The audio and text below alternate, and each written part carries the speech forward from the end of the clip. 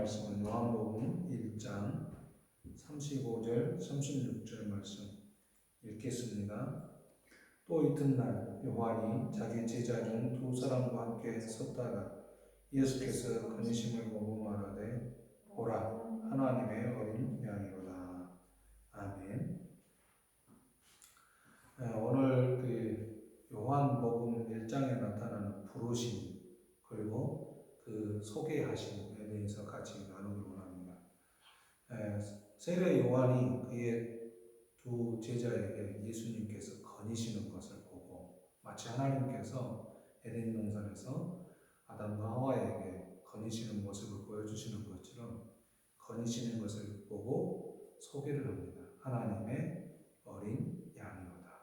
이 하나님의 어린 양이로다라는 말은 세례 요한이 가지고 있는 개념 속에는 하나님께서 우리의 죄를 사하시기 위해서 그의 아들을 보내주셨다.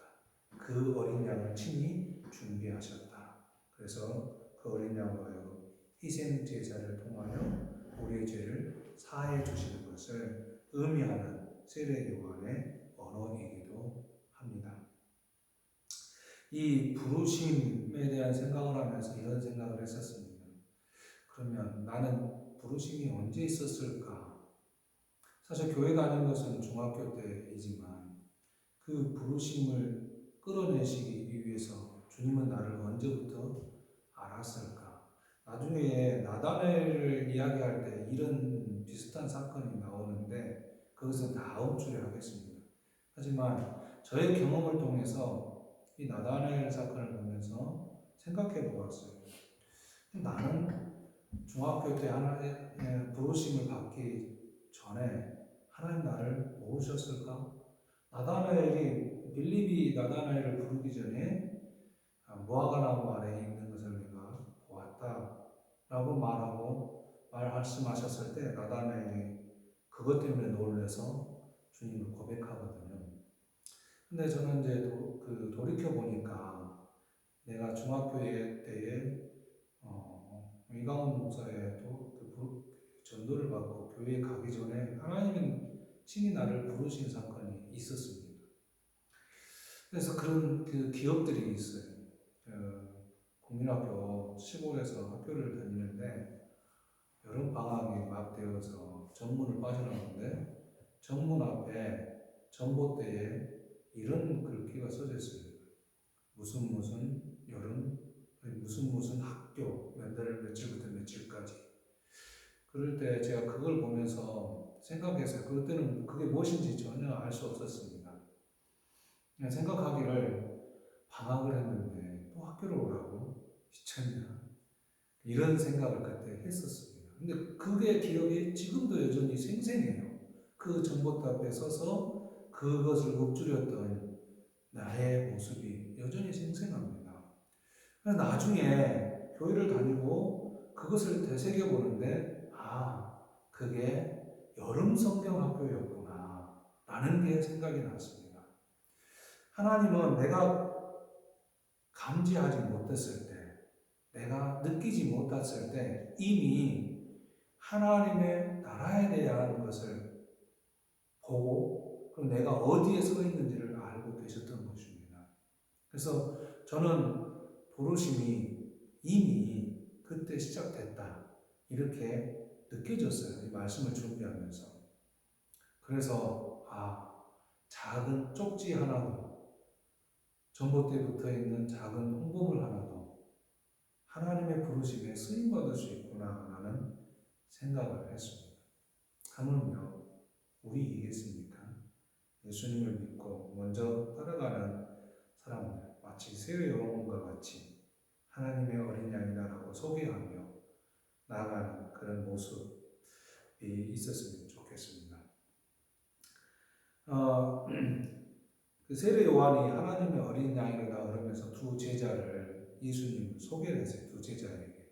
두 제자가 예수님 따라왔습니다. 예수님을 따라왔어요. 그러면서 따라오니까 예수님께서 무엇을 구하느냐 이렇게 말씀해요. 그러니까 이게 무엇을 원하느냐 그 말이겠죠. 이들이 랍비라는 말은 선생님이라는 말입니다. 어디 계십니까? 어디 계십니까? 이 말은 어디에서 묵고 지내고 있습니까? 이런 말입니다.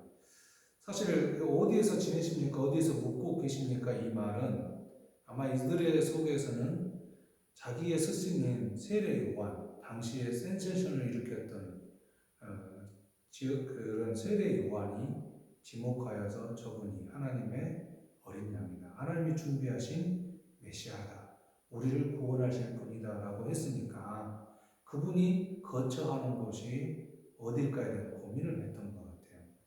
헤롯이 예수님이 탄생했을 때에 예수님을 죽이기 위해서 어떻게 합니까? 궁전에 있는지, 또 별을 따라왔던 사람들이 박사들이 궁전에 있는지 확인하려는 것이었죠. 그러니까 메시아가 온다는 것은 이 사람들 개념 속에는 어디에 있었냐면 다윗의 때처럼 그런 메시아를 기다렸던 거예요. 권력과 힘으로 세상을 지배하고 통치하고 호령하는 그런 세상으로 변화를 기대했던 사람들이기 때문에 예수님 어디에서 지금 거처를 두고 계십니까? 왕궁이십니까? 라는 어떤 질문일 겁니다. 저는 이런 질문 속에서 우리 기독교가 생각해야 될 부분이 있다고 생각을 했어요. 과연 예수님을 믿는 사람들에게 이 믿음이 가지는 것, 그리고 믿음이 주는 삶의 모습, 어떤 것이 하나님의 나라를 이룰 것이고 어떤 모습이 메시아 되시는 구원자이신 예수님의 모습을 더 분명하게 드러낼 수 있을까? 사람들은 그렇게 생각하죠.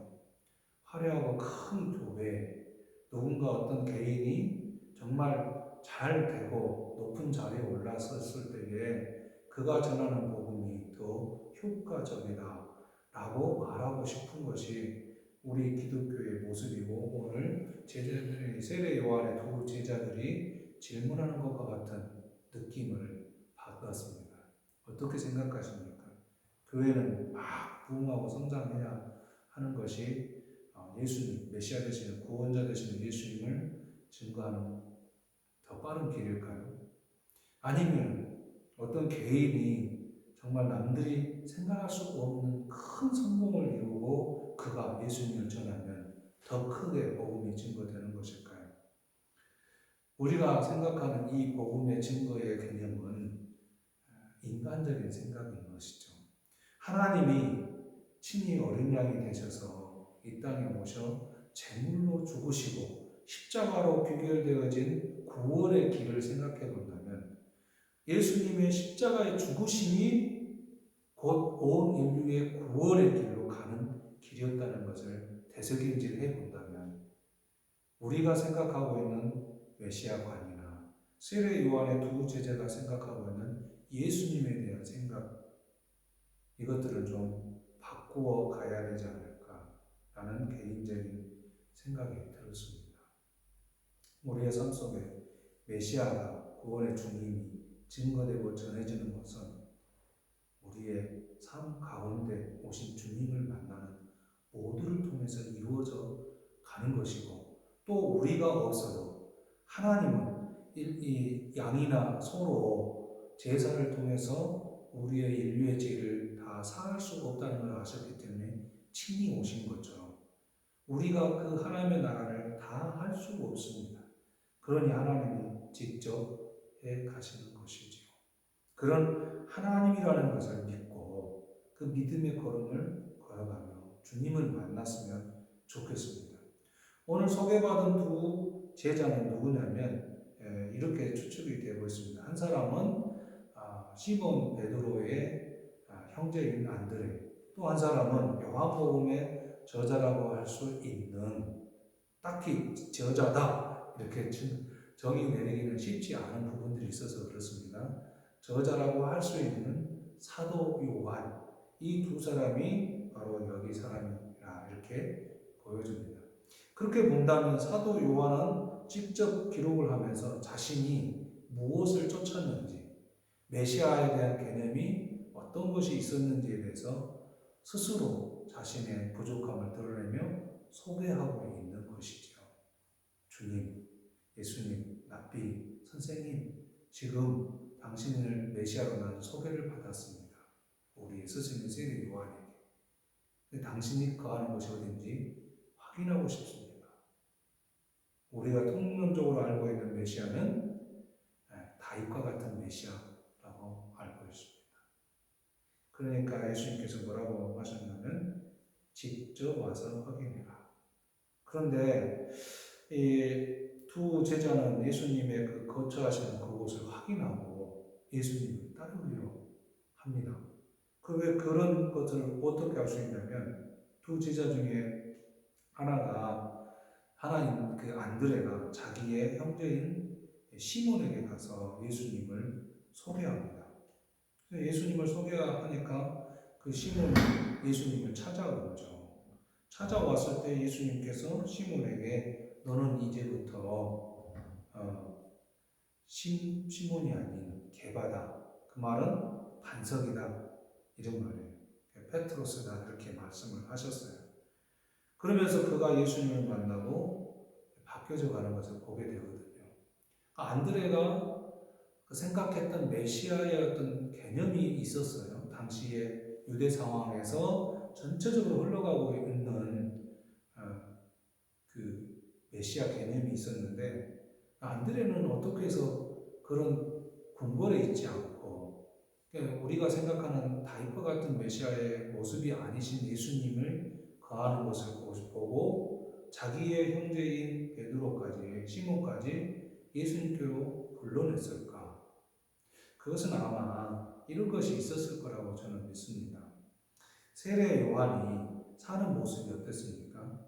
메시아를 증거한 하나님의 어린 양을 증거하는 그걸 회개하고 세례를 받으라고 말씀하셨던 그들의 스승이었던 세례 요한이 이 메시아에 관해서 일반 대중들이 이야기하는 것을 말하지 않고 하나님이 준비하신 어린 양, 곧 우리의 죄를 구원하시기 위해서 죽기 위해 오시는 예수님에 대해서 어렴풋이 알고 그 제자들에게 가르쳐 주었던 것이죠.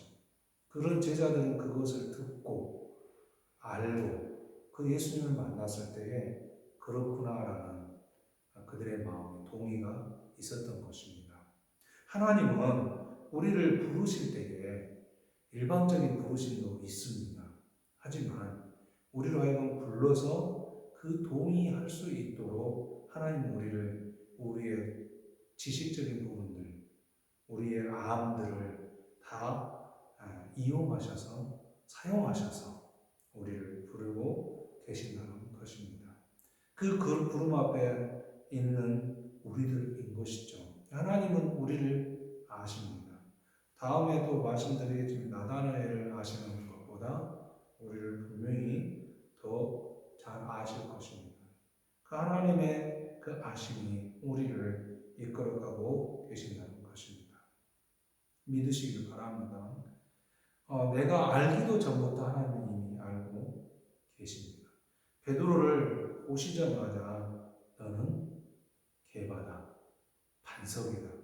근데 우리가 베드로의 그 삶을 조금만 들어보면 금방 알게 됩니다. 베드로가 자신의 이름을 새롭게 불러주는 그리고 그런 그 예수님 앞에서 예수님과의 관계 속에서 베드로가 진짜 흔들리지 않는 반석처럼 삶을 살았을까? 아니라는 것이죠. 특별히 예수님과 관계 속에서는 그는 늘 흔들리는 존재입니다. 그런데도 불구하고 예수님은 그 시몬을 만나자마자 너는 이제 반석이다, 든든함이다 이런 표현을 하신 거예요. 예수님을 만나고 진정으로 예수님과 함께 할 때에 그 든든함이 뒷받침이 되겠지요. 그러나 그의 인생을 들여다보면 늘 좌우로 흔들리는 연약한 인생의 모습을 보게 됩니다. 그런데 그런 베드로도 하나님은 놓지 않으셨다는 것을 우리는 잘 알게 될 겁니다. 이제 말씀 좀 더 읽어가다 보면 금방 찾을 수 있습니다. 만날 수 있습니다. 그런 베드로를. 처음에 예수님의 제자들을 만나시는 과정에는 제자들이 예수님을 찾아왔습니다. 소개를 받고 찾아온 그들을 예수님이 만나주시고 그들을 제자로 삼으십니다. 각각의 사람들에게 맞는 방식으로 대응하셨거든요. 그래서 안드레나 요한에게는 그냥 예수님이 자기 살고 있는 것을 보여주기만 해도 그들이 예수님을 따라올 줄 알고 있었거든요. 그래서 너희들이 직접 와서 봐라. 그리고 베드로에게는 그가 시몬이지만 늘 아마 시몬이 베드로는 예수님이 개발하고 부르기 전에도 이미 늘 흔들리는 사람이었어요. 예수님과 관계뿐만 아니라 인생이 그러잖아요. 베드로뿐만 아니라 우리의 인생도 늘 저도 그렇습니다. 이거에 대해 좋을까? 저거에 대해 좋을까? 늘 고민하고 그거에 대한 판단들을 하면서 이리저리 흔들리는 인생을 살아오는 것입니다. 그런데도 불구하고 주님은 그를 불러서 개바다, 든든합니다. 흔들림이 없다. 시몬수 침대는 아니지만 흔들림이 없다. 너를 통해서 하나님의 나라가 든든하게 세워질 것이다. 어떤 개념을 심어주고 있는 것이거든요. 각각의 부르심을 하나님의 예수님의 각각의 부르심은 분명히 그들을 잘 알고 그들에게 맞게 접근해 주신다는 것입니다. 누군가에게는 이름을 바꿔주시기도 하지만 또 누군가에게는 직접 보여주시기도 하신다는 것입니다. 어떤 것으로 부름을 받을지, 어떤 것으로 예수님과의 만남이 있을지는 잘 알지 못합니다. 그러나 제 경우도 그냥 그저 교회의 친구가 교회 가자 한마디에 따라가서 말씀을 배우고 읽다 보니까 하나님 살아계시고 그 하나님께서 친히 나의 죄 때문에 이 땅에 오셨구나. 그분이 예수님이구나. 그를 믿음으로 나는 구원을 받는구나. 라는 개념이 들어와서 나로 하여금 예수님을 따라가는 삶을 살게 하고 있고 지금도 여전히 흔들림 없이 살아가는 것이 아니라 때마다 시마다 흔들리는 내 모습을 발견하지만 그러나 한 가지 분명한 것, 나를 구원하시는 그 예수님에 대한 믿음은 흔들리지 않습니다. 바로 이게 반석이 아닐까. 이 믿음이 흔들리지 않는 반석이 거기에 있지 않을까. 이렇게 저는 내 믿음을 고백해 봅니다. 이렇게 세 명은 그렇게 직접 찾아와서 만났는데 예수님이 직접 부른 사람이 나타납니다. 누구냐면 빌립이라는 사람입니다. 예수님께서 직접 불러서 뭐라고 말씀하시냐면 나를 따르라. 이게 느닷없이 어떤 사람이 나타나서 나를 따르라 이러면 이 따르기가 참 쉽지 않을 것이라는 생각이 들어져요. 그런데 그 한마디에도 빌립은 그냥 예수님을 따라갑니다. 근데 성경에 뭐라고 기록이 되어 있냐면 이 빌립은 안드레와 베드로와 같은 고향 사람이다. 같은 마을 사람이다. 어쩌면 빌립이 이 안드레와 베드로 그 시몬을 보면서 같은 고향 사람들 저 사람은 뭔가 바뀐 것은 아닐까? 라는 생각이 들어지는 모습이 있었던 것으로 보여져요. 그러니까 그 예수님을 따라가고 있는 안드레 시몬을 보면서 저건 뭐지? 라는 생각이 들었을 것 같아요. 그러니까 예수님께서 나를 따르라고 그래 내 고향의 친구들도 저렇게 따라가는데 따라고 그러면서 그 예수님을 따라가게 됩니다. 어떤 모습이 있었을지 분명하지는 않아요. 빌립이 예수님을 따라가는 그 과정 속에서 어떤 마음이 작용해서 그가 예수님을 따라갔는지는 분명하게 추론하기는 어렵습니다. 그러나 예수님의 부름을 받은 빌립은 바로 그 예수님을 소개하는 사람으로 바뀌어져 가게 됩니다. 빌립이 소개한 사람이 누구냐면 나다나엘. 누구에게 소개했냐면 나다나엘에게 가서 소개합니다. 그래서 빌립이 나다나엘에게 소개하는 예수님 다음 주에 같이 나누도록 하겠습니다. 오늘 말씀을 정리하면서 이렇게 같이 나누었으면 좋겠는데 오늘 예수님을 소개받은 사람들의 반응이 있습니다. 예수님께 부름을 받은 사람들인 것이죠. 세례 요한의 두 제자들이 메시아에 대한 이해가 있었습니다. 당시의 대적으로 흐르는 메시아된 이해뿐만 아니라 세례 요한이 보여주고 가르쳐줬던 이해가 있었던 것이죠. 여러분은 예수님에 대한 이해가 어떻게 되어져 있습니까?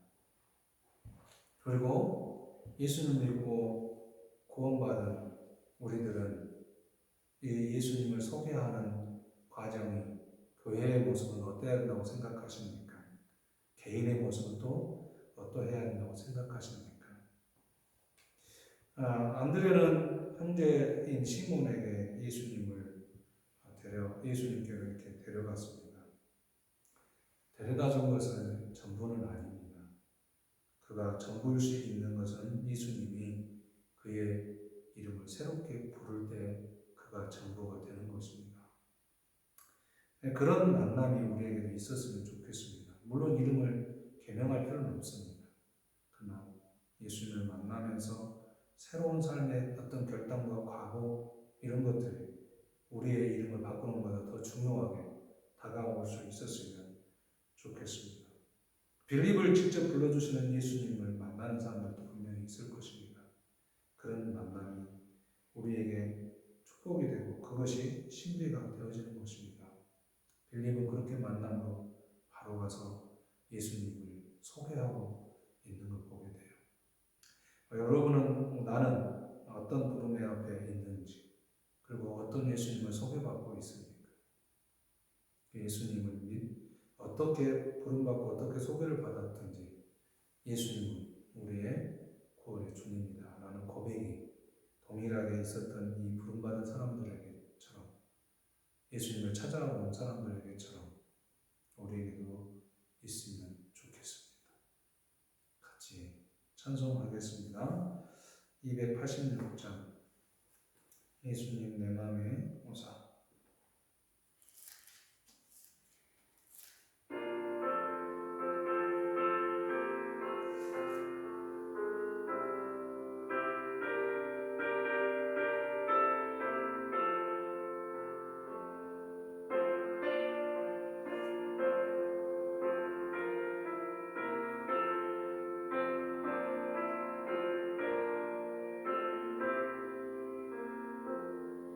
주의